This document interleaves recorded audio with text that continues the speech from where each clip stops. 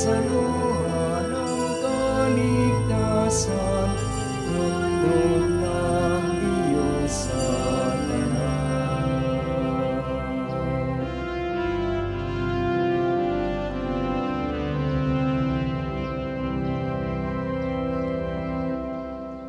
Magandang umaga po sa inyong lahat. Magandang umaga rin po, Father. Kasama po ng ating mga personal na intensyon at mga intensyon ng nagpamisa ngayong umagang ito, patuloy ang ating pagdarasal sa lahat ng mga may sakit, sa lahat ng mga nanghihina ang loob, sa lahat ng mga napalayo na sa Panginoon dahil sa pananatili na matigas ang loob at ayaw magbalik loob sa Diyos. Simulan natin ang pagdiriwang sa ngalan ng Ama at ng Anak at ng Espiritu Santo. Amen. Sumainyo ang Panginoon. At sumayin niyo rin. Mga kapatid, atin munang pagsisihan ang ating mga nagawang kasalanan, lalo na sa maraming beses na tayo ay naging mayabang. Sabay-sabay nating dasalin, inaamin ko Sa makapangyarihang Diyos at sa inyo mga kapatid, na lubha akong nagkasala sa isip, sa salita at sa gawa at sa aking pagkukulang. Kaya'y sinasamo ko sa mahal na Birheng Maria, sa lahat ng mga anghel at mga banal, at sa inyo mga kapatid, na ako'y panalangin sa Panginoong ating Diyos. Kaawaan tayo ng makapangyarihang Diyos, patawarin tayo sa ating mga kasalanan at patnubayan tayo sa buhay na walang hanggan. Amen.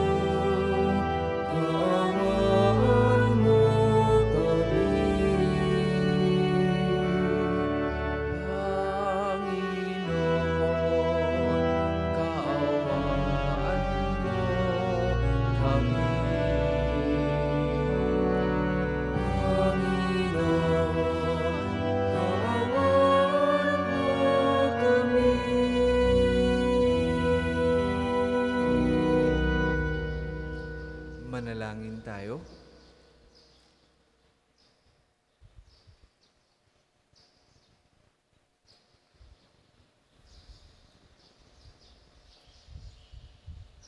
Ama naming makapangyarihan, pinalalakas mo ang loob ng mga nananalig. Niloob mong magkaroon ng katangi-tanging kakayanan ang obispong si San Juan Crisostomo sa paglalahad sa iyong salita at sa pagtitiis ng mga pasakit, buhat sa mga ayaw tumanggap sa iyong aral. Ipagkaloob mong kaming matuto sa kanyang pinagmamalasakitang ilahad, ay mapalakas ng halimbawa ng kanyang pangpaumanhing di mabubuwag.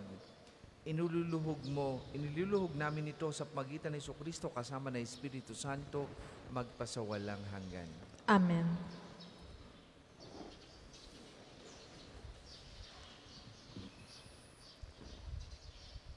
Pagbasa mula sa unang sulat ni Apostol San Pablo sa mga taga-Korinto. Mga kapatid, hindi ngayon nangangaral ako ng mabuting balita ay maaari na akong magmalaki. Iyan ang tungkuling iniatang sa akin. Saab ako kung hindi ako ipinangangaral ang mabuting balita, kung ginagawa ko ito sa aking sarili, kalooban, ako'y may gantimpalang hihintayin. Ngunit ginagawa ko ito bilang pagtupad sa tungkulin, sapagkat ito'y pinagkakatiwala sa akin. Ano ngayon ang aking gantimpala? Ang maipangaral ko ng walang bayad ang mabuting balita at ang di ko pagkuha ng nauukol sa akin bilang tagapangaral. Malaya ako at di alipin ni numan, ngunit napaalipin ako sa lahat upang makahikayat ako ng lalong marami. Ako'y nakibagay sa lahat ng tao upang ang ilan man lamang ay mailigtas ko kahit sa anong paraan. Ginagawa ko ang lahat ng ito alang-alang sa mabuting balita upang makibahagi ako sa mga pagpapala nito.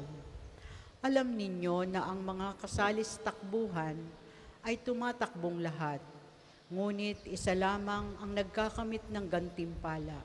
Kaya pagbutihin ninyo ang pagtakbo upang kamtan ninyo ang gantimpala. Lahat ng manlalarong nagsasanay ay nagpipigil sa sarili sa lahat ng bagay upang magkamit ng isang putong na panandalian lamang. Ngunit ang putong na hinahangad natin ay panghabang panahon. Kaya ako'y tumatakbo patungo sa isang tiyak na hangganan at hindi ako sumusuntok sa hangin. Pinahihirapan ko ang aking katawan at sinusupil ang sarili. Baka pagkatapos kong mangaral sa iba, ay ako naman ang itakwil.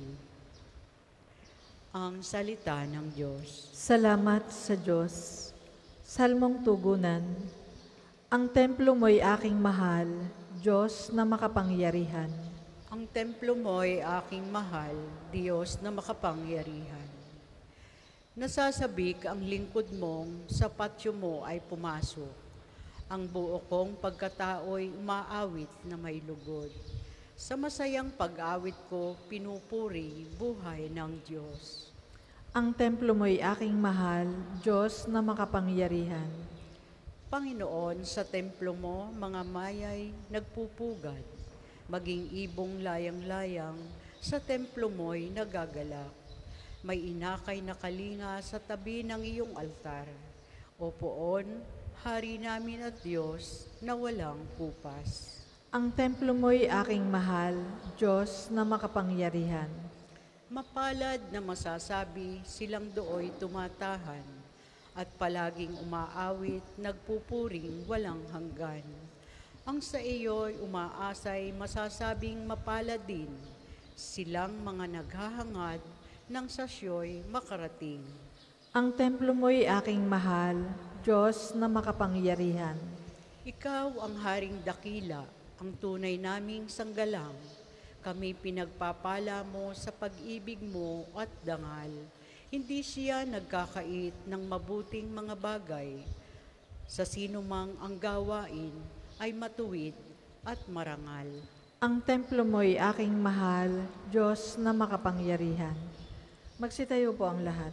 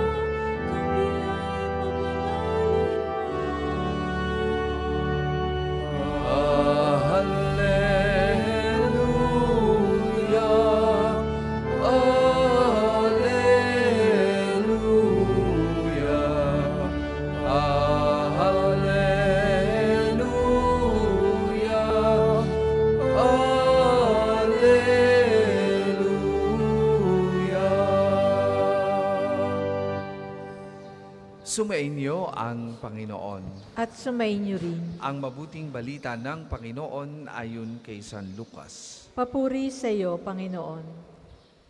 Noong panahong yon, tinanong ni Jesus ang kanyang mga alagad ng patalinhaga, "Maaari bang maging taga-akay ng bulag ang isa ring bulag?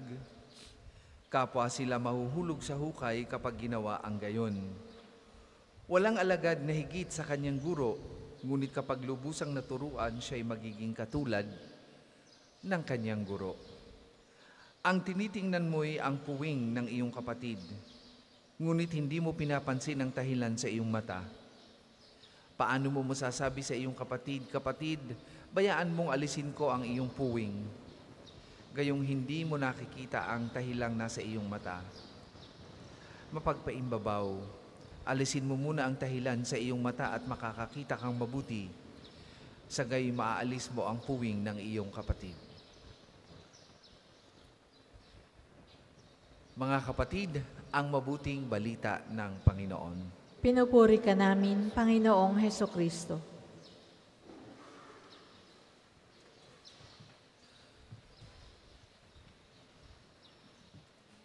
Isa sa kahinaan natin bilang tao,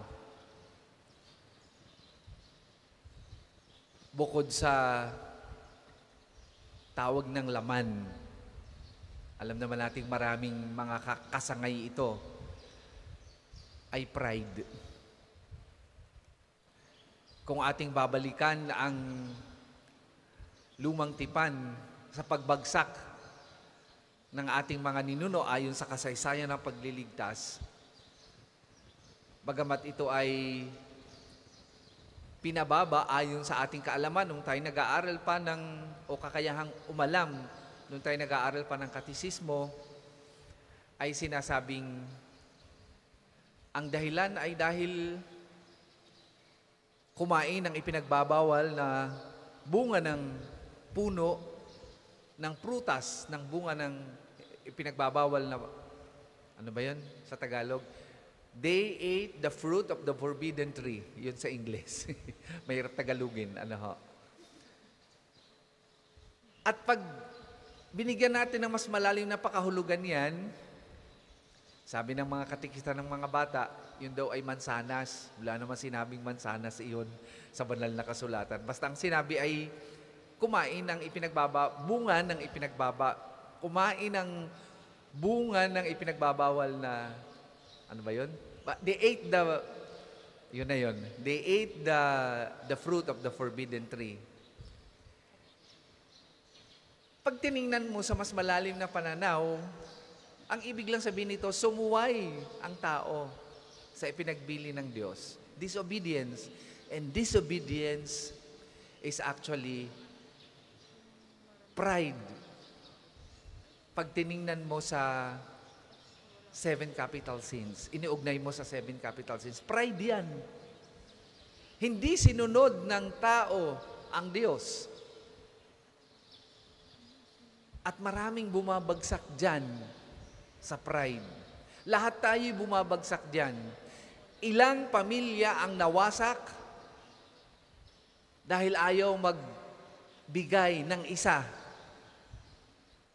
sa spouses. Ilang relationship sana ang nasave kung parehong mapagpakumbaba ang ama at ina. Pero because of pride, mas ginusto pa nila na mawasak ang pamilya. Kung minsan, hindi natin napapansin, kapag tayo ay may narating na kaunti, lumalaki ang ating ulo. Pride. Nakarating laang ng ibang bansa, ayaw nang kumain ng tuyo. Doon naman lumaki. Nakatira lang sa ibang bansa, nakasimoy ng mabango at nakapasok ng magandang environment, magandang opisina. Pagdating sa Pilipinas, diring-diri na sa traffic, diring-diri na sa kung anuman, na para bagang hindi lumaki din sa Pilipinas. Nakaranas lang ng kaunting traffic, nakaranas lang ng kaunting init. Akala mo ay ang layo na ng narating. Pride ang tawag dyan. At dyan tayo pinapaalalahanan ng unang pagbasa. Dyan din tayo pinapaalalahanan ng ikalawang pagbasa, ang mabuting balita. Sabi ni San Pablo sa kanyang sulat sa unang pagbasa, wala siyang kayang ipagmalaki sa pagpapahayag ng mabuting balita sapagkat yan ay biyaya ng Diyos, ay privilege given Him. Na kahit siya'y pinupuri ng maraming tao sa kanyang galing sa pagpapahayag ng mabuting balita, kung ito ay magbubunga ng laki ng kanyang ulo, walang saysay ang lahat ng ito.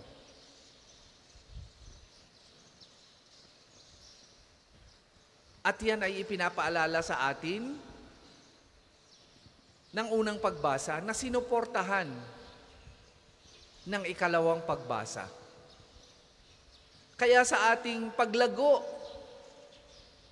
o pagnanais na lumago bilang Kristiyano, mag-iingat tayo sa ating idol o sa ating sinusundan o sa ating iniidolo sa tamang pamumuhay bilang Kristiyano. Bakit? Sapagkat baka maling tao o maling turo ang ating sinusundan. At kapag ganyan, ang ating nasundan ay hindi si Jesus at hindi kaharian ng Diyos ang ating mapupuntahan. Kapag ang kaibigan mo na iyong nilapitan o yung close friend mo na iyong nilapitan,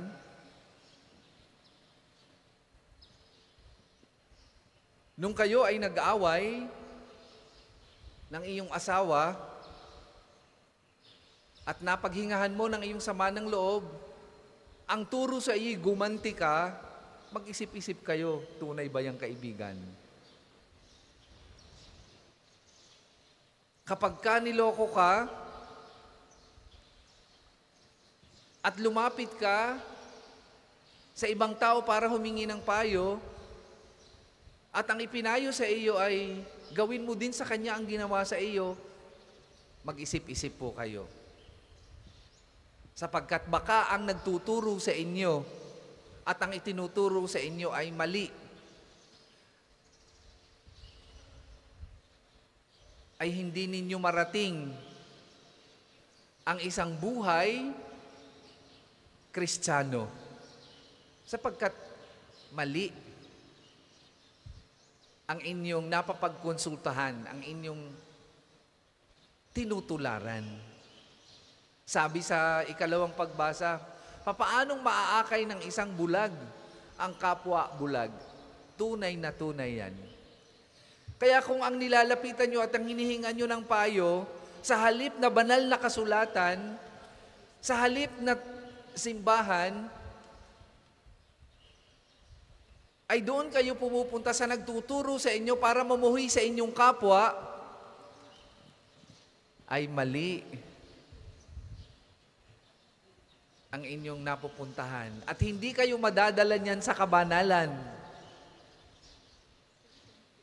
Pride ang tawag dyan. Madaling tanggapin at masarap sa puso bilang tao na siyang itinuturo ng mundo na gumanti sa kapwa, na manatili sa yabang, na manatili sa mga mundong ating ipinagmamalaki. Pero ang lahat ng yan ay walang kabuluhan. Sapagkat kung ang mga ito ay hindi magdadala sa atin sa ating Panginoong Hesus at sa buhay na ating inaasam bilang Kristiyano, does not make sense at all. Yan ang paalaala sa atin ng buhay ni St. John Chrysostom na ngayon ay ating ginugunita. Sa kanyang naging buhay, dahil siya ay mahusay mangaral,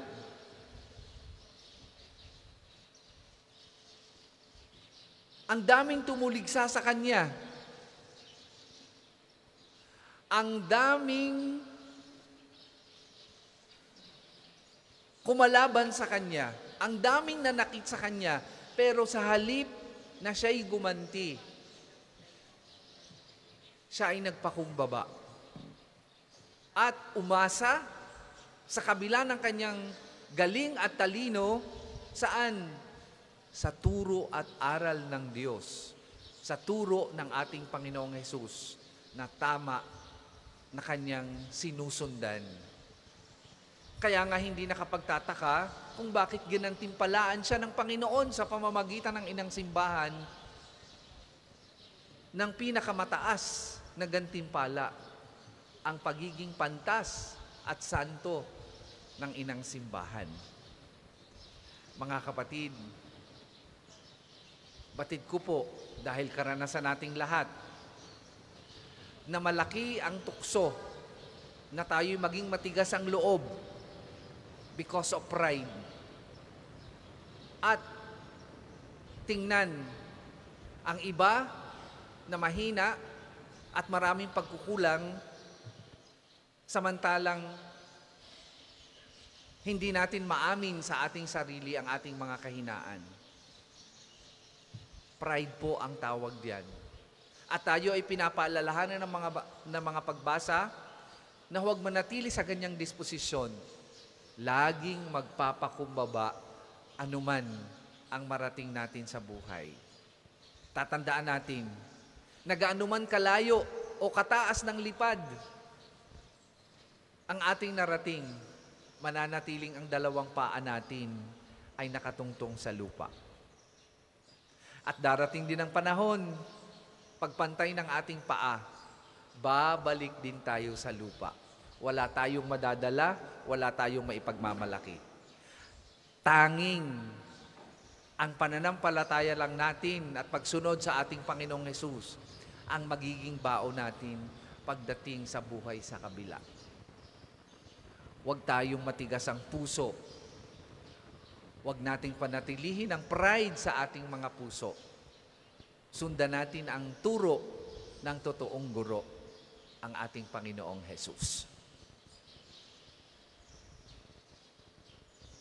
Para po sa mga maghahandog ng sobre, pakihulog na lamang po sa buslo.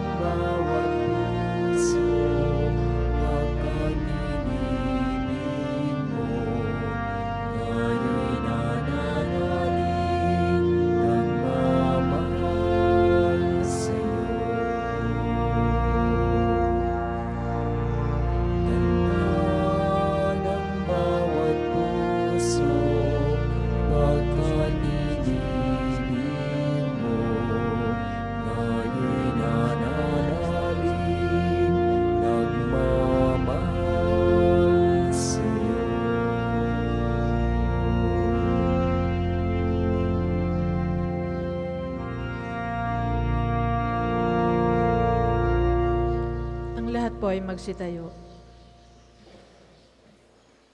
Manalangin kayo mga kapatid upang ang paghahain natin ay kalugdan ng Diyos amang makapangyarihan. Tanggapin nawan ang Panginoon itong paghahain sa iyong mga kamay, sa kapurihan niya at karangalan, sa ating kapakinabangan, at sa buong sambayanan niyang banal. Ama naming lumikha, kalugdan mo ang aming kusang loob na paghahain. Ngayong si San Juan Crisostomo ay ginugunita namin. Yayamang sa kanyang tagubilin, iniaalay namin ang buong puso ang sarili namin upang ikaw ay purihin. Sa pagitan ni Jesucristo kasama ng Espiritu Santo, magpasawalang hanggan. Amen. Sumainyo ang Panginoon. At sumainyo rin. Itaas sa Diyos ang inyong puso at diwa. Itinaas na namin sa Panginoon. Pasalamatan natin ang Panginoong ating Diyos. Marapat na siya ay pasalamatan. Ama naming makapangyarihan, tunay ngang marapat na ikaw ay aming pasalamatan sa pagitan ni Jesucristo na aming Panginoon. Ngayong si San Juan Crisostomo ay pinararangalan sa pamuhay niyang totoong uliran at pagiging maasahan sa panunungkulan. Kaya si Jesucristo na maasahan sa katapatan na inihahayag sa pangangasiwa ng sambayanan. Ang mga lasakit ng mga ulirang tagapangasiwa noon ay nagpapatuloy magpahanggang ngayon sa mga panalangin kanilang iniuukol. Kaisa ng sambayanan mong dito ay nagtitipon, kaya kaisa ng mga anghel na nagsisiawit ng papuri sa iyo, nang walang humpay sa kalangitan, kami nagbubunyi sa iyong kadakilaan.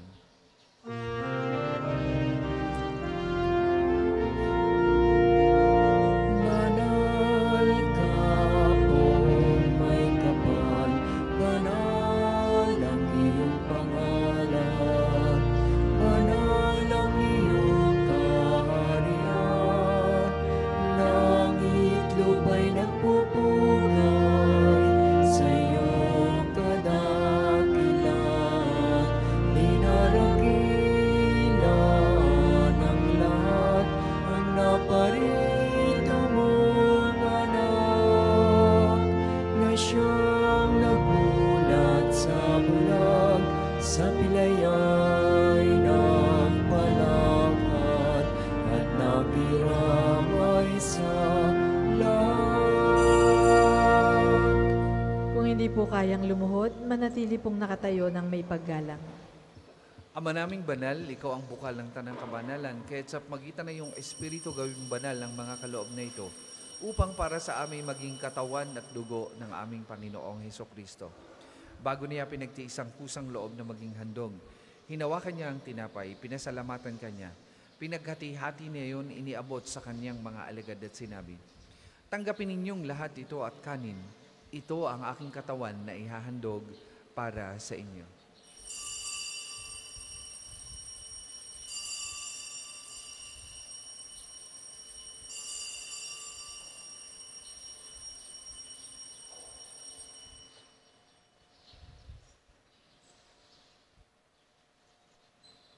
Gayun din naman nung matapos ang hapunan, hinawakan niyang kalis, muli kanyang pinasalamatan.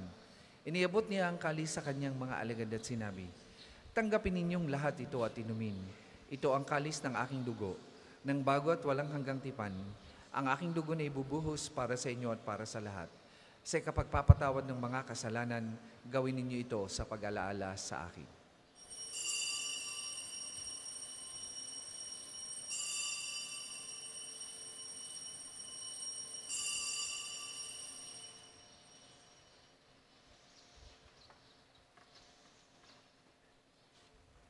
Ipagbunyi natin ang misteryo ng pananampalataya. Si Kristo'y namatay, si Kristo ay nabuhay, si Kristo'y babalik sa wakas ng panahon. Ama, ginagawa namin yan ang pag-alaala sa pagkamatay at muling pagkabuhay ng iyong anak. Kaya tiniaalay namin sa iyong tinapay na nagbibigay buhay at ang kalis na nagkakaloob ng kaligtasan. Kami nagpapasalamat dahil kami iyong minarapat na tumayo sa harap mo para maglingkod sa iyo. Isinasamo namin kami magsasalo-salo sa katawan at dugo ni Kristo ay mabuklod sa pagkakaisa sa pamagitan ng Espiritu Santo. Ama, lingapin mo ang iyong simbahang laganap sa buong daigdig. Puspusin mo kami sa pag-ibig kay San Francisco na aming Papa at ni Gilbert na aming Obispo at ng Tanang Kaparian. Alalahanin mo rin ang mga kapatid naming nahimlay nang may pag-asang sila'y muling mabubuhay gayon din ng lahat ng mga pumanaw. Kaawaan mo sila at patuloyin sa iyong kaliwanagan. Kaawaan mo at pagindapatin kaming lahat na makasalo sa iyong buhay na walang wakas. Kaisa ng mahal na Birheng Maria na Ina ng Diyos, ni San Jose na kanyang kalinilisang esposo, kaisa ng mga apostol at ang lahat ng mga banal na namuhay dito sa daigdig ng kalugod-lugod sa iyo, may pagdiwang naman namin ang pagpupuri sa ikararangal mo sa pamagitan ng iyong anak na aming Panginoong Hesukristo. Sa pamamagitan ni Kristo kasama niya sa Kanya, ang lahat ng parangal at papuri ay sa iyo, Diyos amang makapangyarihan, kasama ng Espiritu Santo, magpasawalang hanggan. Amen.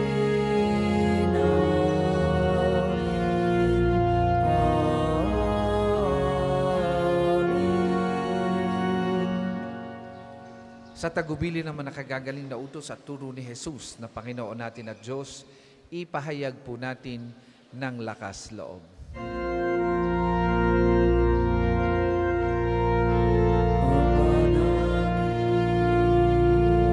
Sa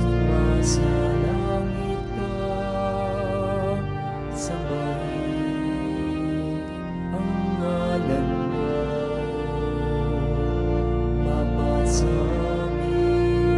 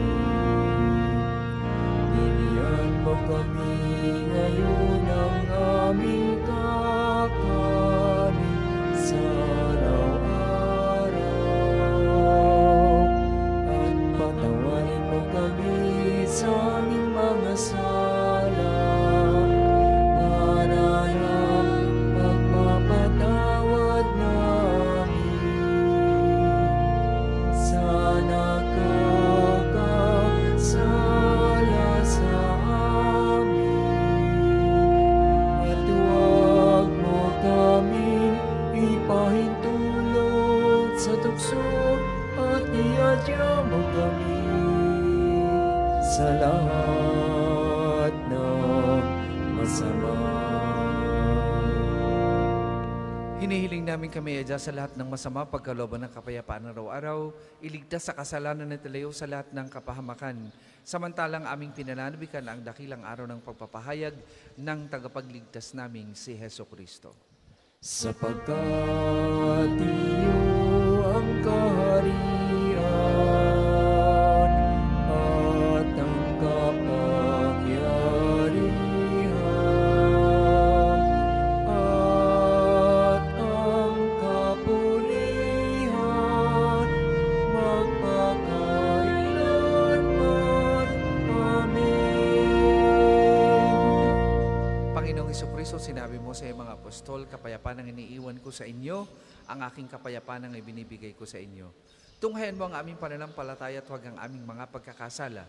Pagkalooban mo kami ng kapayapaan at pagkakaisa ayon sa iyong kalooban, kasama ng Espiritu Santo, magpasawalang hanggan. Amen. Ang kapayapaan ng Panginoon ay lagi pong sumainyong lahat. At sumayin niyo rin. Magbigayan po kayo at maghangad ng kapayapaan sa isa't isa.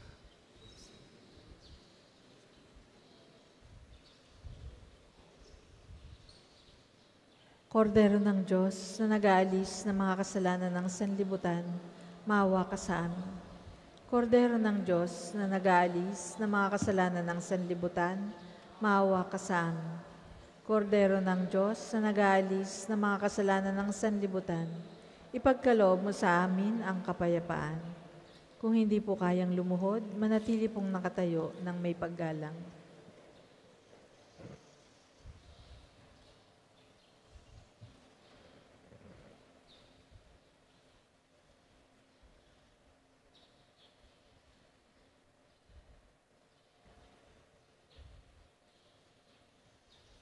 Mga kapatid, ito ang kordero ng Diyos.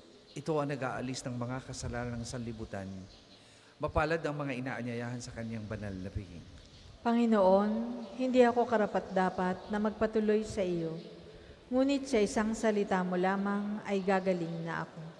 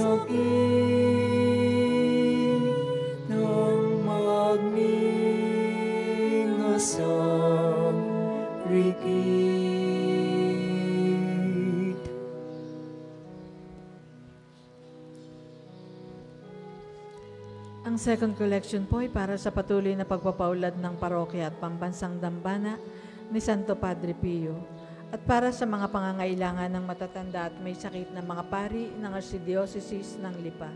Salamat po sa inyong handog.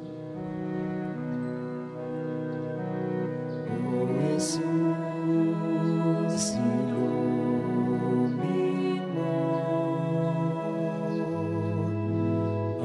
aking sugatang puso.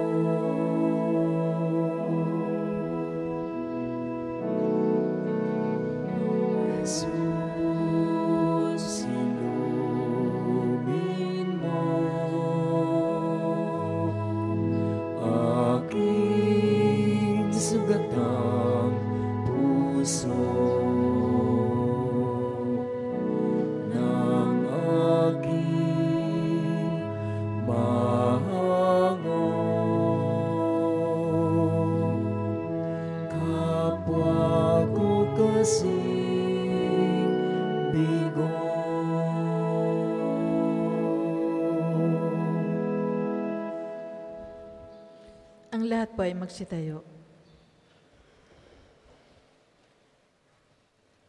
Manalangin tayo.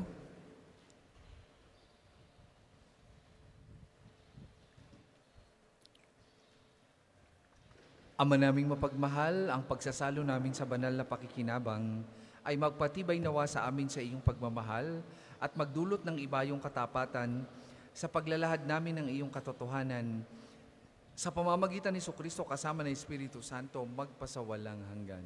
Amen.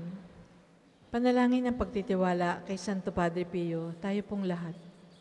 Padre Pio, taga Pietrelcina, Mongheng Banal, Pintakasing Santo ng Milenyong Kasalukuyan, gabay namin sa pagtahak sa landasing makalangit, takbuhan sa pangangailangan, huwaran ng pagtitiis. Sa iyo namin inilalapit aming mga kagipitan. Sa iyo po'y binibilin kalusugan at kabuhayan.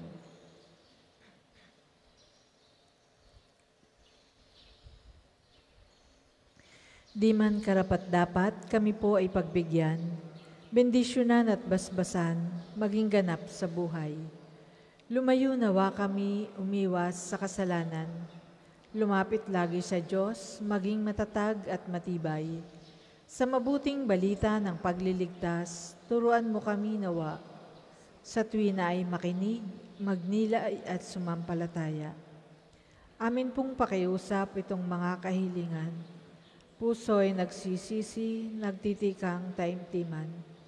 Di na muling magkasala, sunod lagi sa Diyos Amang, kaysa ng Espiritu at ni Jesus na tagapamagitan. Amen. Magsiupo po muna po ang lahat para sa mga patalastas. Una, sa inyong pagdalaw sa pambansang dambana, mangyaring pakaingatan ng inyong mga personal na gamit. Hangad namin na isang matiwasay at maayos na pagbisita sa National Shrine. Ikalawa, nais po namin ipagbigay alam sa inyo na ang Padre Pio Healing Bundle ay available sa ating mga tindahan. Ang langis na kasama nito ay may halo ng langis na mula sa puno ng olibo na binasbasan ni Padre Pio noong siya'y nabubuhay pa. Naway maging daan ang ating Healing Bundle sa pagkakamit ng kagalingang mula sa Diyos. Ikatlo, bahagi ng mga gawain sa pagdiriwang ng kapistahan ni Santo Padre Pio, tayo po ay magkakaroon ng free medical consultation dito sa Pambansang Dambana sa pangunguna ng UST Medical Alumni Association ngayong darating na September 15. Kami po ay nag-aanyaya sa mga nais magpakonsulta sa mga doktor ng PEDYA, Family Med, Surgical, OB-GYN, Derma at ENT. Ito po ay bukas sa kahit anong edad. Mangyaring magtungo sa opisina ng Pambansang Dambana upang magpalista hanggang ngayon, September 13. Ikalima, sa darating na January 2025 ay susuportahan ng Pambansang Dambana ang gaganaping 129th Plenary Assembly ng Catholic Bishop Conference of the Philippines or CBCP, dito sa Archdiocese ng Lipa. Bahagi ng paghahanda para sa mahalagang pagdiriwang na ito ng mga obispo ng Pilipinas, kami po ay kumakatok sa inyong mabubuting puso upang matugunan ang mga pinansyal na pangangailangan. Mayroon pong mga sobre na ipinamimigay ng ating tagapaglingkod para sa inyong mga handog na lubos nating pasasalamatan. Ang inyong tulong at pananalangin ay malaking bahagi sa pagtatagumpay ng pagpupulong na ito. Maraming salamat po. Ika-6, simula po ngayong September 14 hanggang 22 ay isasagawa ang nobena at misa sa karangalan ni Santo Padre Pio. Ito po ay sa ika-5 ng hapon araw-araw at ika-6 ng gabi kapag linggo. Mangyaring magabayan po kayo ng mga hanay na gawain na makikita sa screen, sa ating Facebook page at sa mga tarpaulin sa paligid ng dambana. Kayo pong lahat ay inaanyayahang makisa. Ang susunod pong misa ay sa ganap na ika-10 ng umaga. Maraming salamat po at mangyaring panatilihin natin ang kalinisan, katahimikan at diwa ng pananalangin sa loob at labas ng ating simbahan. Available na po ang mga rosas sa may extension ng ating main church.